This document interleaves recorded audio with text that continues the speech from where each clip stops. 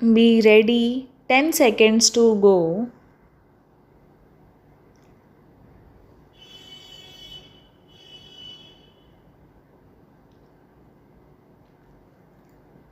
Start.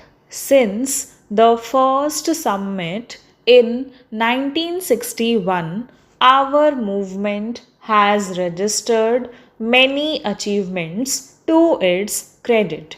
But on the issue of global nuclear disarmament, which was identified as a priority by our leaders in 1961, we have yet to make a decisive headway.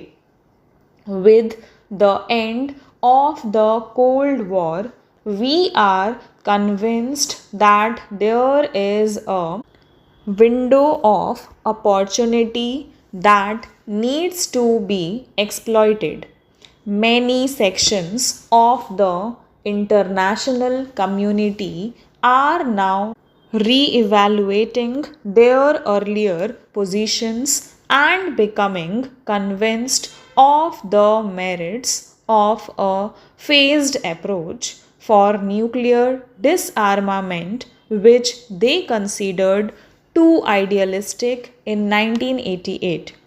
The Canberra Commission on the Elimination of Nuclear Weapons declared that the opportunity now exists, perhaps without precedent or recurrence, to make a new and clear choice to enable the world to conduct its affairs without nuclear weapons.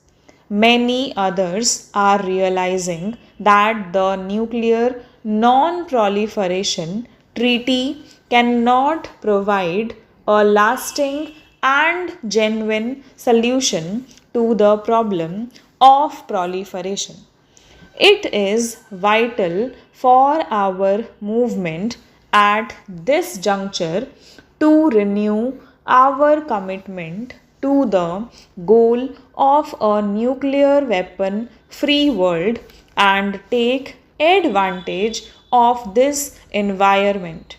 Many of us have called on the basis of the document adopted at the Canberra summit for multilateral negotiations leading to an early conclusion of a nuclear weapons convention prohibiting the development, production, testing, deployment, stockpiling, transfer, threat, or use of nuclear weapons and providing for their elimination.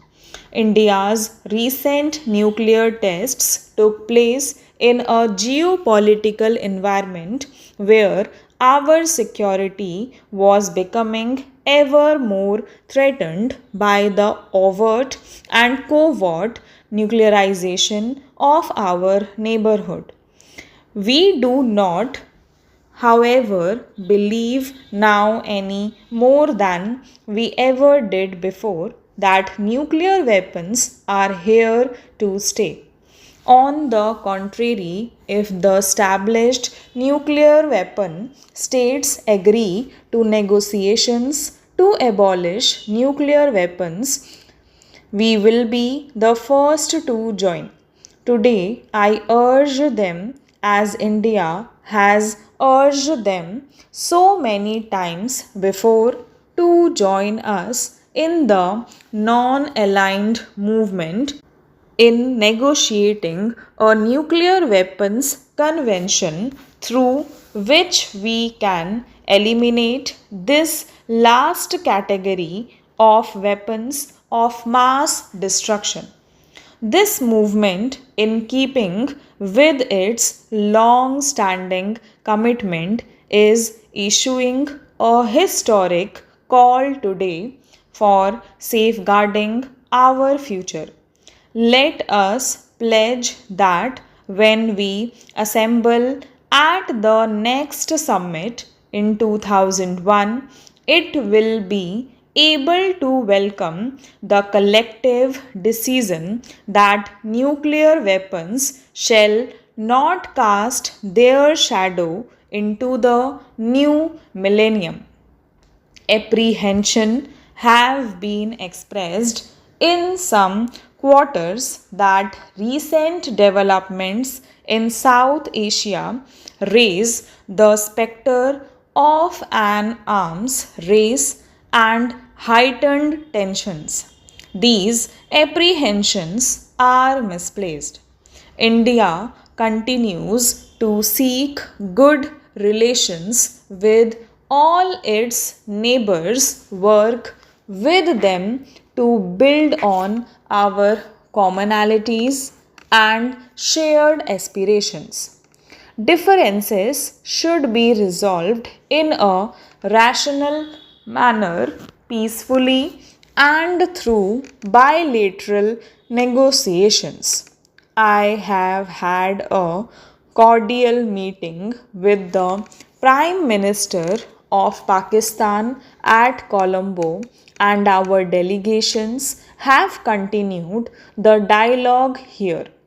This is not the place to air the differences in some of our positions. The Shimla Agreement, which both India and Pakistan have ratified, provides an agreed mechanism for resolving these differences amicably among ourselves. Let me say this loud and clear: there is no place for any third party involvement in this process, howsoever well intentioned. The state of Jammu and Kashmir is and will remain an integral part of India. The real problems there is one of cross border terrorism. The international system in which the movement must function remains beset with inequality and uncertainty. Ethnic conflict continues in Europe as well as other parts of the world. The Middle East peace process remains deadlocked. Religious fundamentalism and terrorism daily claim innocent victims in many parts of the world. Protectionism, currency speculation, and flight of capital have been a setback to the economies of many developing countries. Pressures on developing countries have intensified as the new architecture of the multilateral regime in trade, investment, development, cooperation, environment, and human rights shrinks the political space available to developing countries.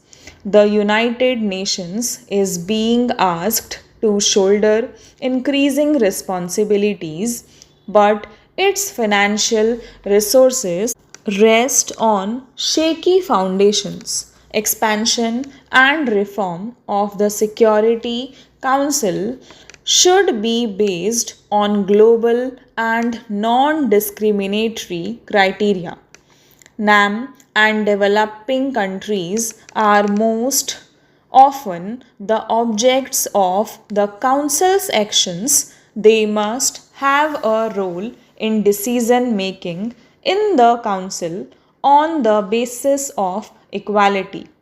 To meet the aspirations of its members, NAM has to develop the strength to translate its numbers into an effective voice in international affairs. It has to regain lost ground in a changed international environment. Another priority should be to set an agenda for the management of the international economy. Protectionism has returned in markets of the developed world. Trade and investment are being increasingly used to promote political objectives on labor standards, intellectual property rights, human rights, and the environment. These are defenses thrown up against the recent successes of some developing countries. These members have emerged in the vanguard of international growth. Stop.